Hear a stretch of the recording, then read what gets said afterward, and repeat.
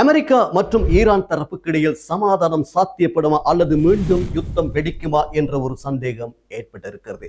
America மற்றும் Iran தரப்புக்கு இடையில் 5 வாரங்களுக்கு மேலாக மத்திய கிழக்கில் நீடித்து வந்த போர் நேற்றைய தினத்தில் 2 வாரங்கள் தற்காலிகமாக நிறுத்தப்பட்டது. அது அமுலில் இருக்கிறது. நாளைய தினத்தில் இருதரப்புக்கும் இடையிலான சமாதான பேச்சுவார்த்தை பாகிஸ்தானிலே இஸ்லாமாபாத்திலே நடைபெற இருக்கிறது.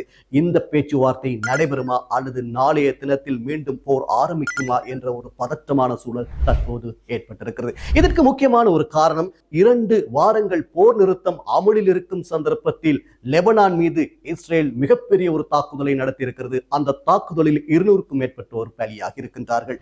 அதே போன்று ஈரான் வான்பரப்பிலே அமெரிக்க ட்ரோன் ஒன்று பறந்ததாக ஈரான் குற்றச்சாட்டை முன்வைத்திருக்கிறது. மற்றையது நேற்றைய தினத்தில் மற்றொரு முக்கிய அறிவித்தலை அமெரிக்க ஜனாதிபதி விடுத்திருந்தார்.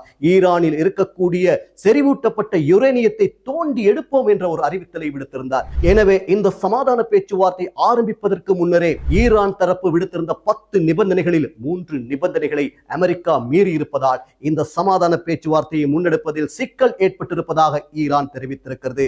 இந்த சந்தர்ப்பத்திலே இந்த 3 நிபந்தனைகளை அமெரிக்கா மீறிய காரணத்தினால் திறக்கப்பட்ட ஆர்மூஸ் ஜலசந்தியை 24 மணி நேரத்துக்குள் மீண்டும் மூடியிருக்கிறது ஈரான். நாளை சமாதான பேச்சுவார்த்தை ஆரம்பிக்கப்படுமா அல்லது மீண்டும் யுத்தம் வெடிக்குமா என்ற சந்தேகம் இப்போது மேலோங்கி காணப்படுகிறது.